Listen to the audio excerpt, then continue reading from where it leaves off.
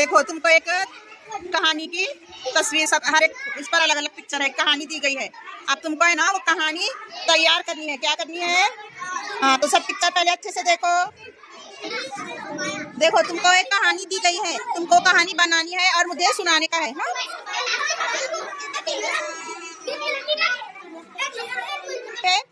तुमको लगाना है सीरियल से और सुनाना है। हाँ?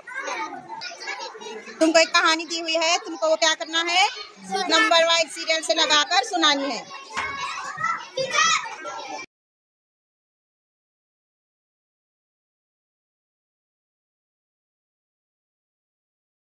दो थी बिल्लियाँ, उनको वहाँ से एक रोटी का टुकड़ा मिला। फिर वो पहली बिल्ली बोली, पहले मैंने देखा है। फिर दूसरी बोली मियाऊ, पहले मैंने देखा है।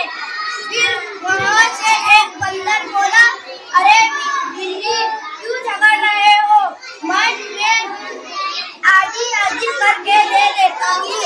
फिर बंदर ने कहाँ से एक तराजू पर आधी आधी कर रख दिया और थोड़ा आधा टुकड़ा वो उसने खा लिया। फिर उसमें ज्यादा हो गया, फिर वो खा गया और वो पूरा खा गया।